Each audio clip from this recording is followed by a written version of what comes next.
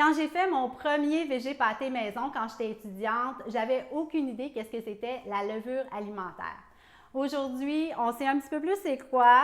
Mes clients ont quand même quelques questions à propos de ça. C'est quoi les valeurs nutritives? Si je ne le mets pas, est-ce que ça va changer quelque chose dans la recette?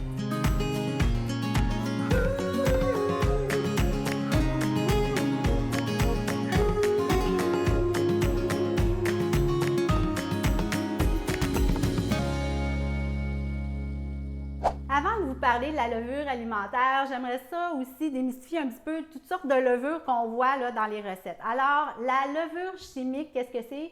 Finalement, c'est la fameuse poudre à pâte, donc du bicarbonate de soude qui a été additionné de phosphate monocalcique. Et quand on met les liquides, parce que la poudre à pâte, ça va dans les gâteaux, les muffins, des choses comme ça. Donc, quand les liquides sont ajoutés, la levure chimique, la poudre à pâte, finalement, qu'est-ce qu'elle fait? C'est qu'elle se dissout et finalement, il y a du CO2 qui se dégage, donc ça l'aide à faire gonfler le gâteau ou les muffins que vous avez fait. Ensuite de ça, on a de la levure de boulangerie. Donc, la levure de boulangerie, qu'est-ce que c'est?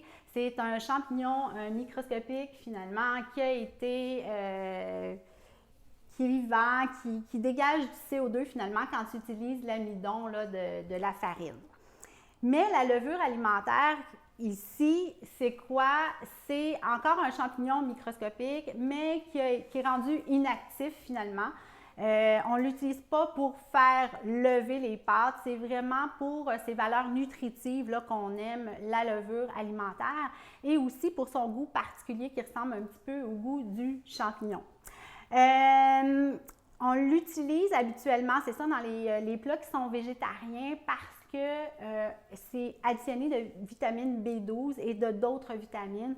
Donc, on sait que chez les gens qui mangent seulement des aliments d'origine végétale, ils n'ont pas de vitamine B12 parce que ça se retrouve dans la nature, dans les aliments d'origine animale. Donc, on aime beaucoup la B12 qu'on retrouve dans la levure alimentaire et on en retrouve aussi dans la boisson de soya. Donc, ça peut être deux aliments là, qui sont quand même riches en B12. Alors, j'espère que j'ai piqué votre curiosité sur la levure alimentaire. J'espère que vous allez vouloir y goûter. Essayez ça, essayez des recettes.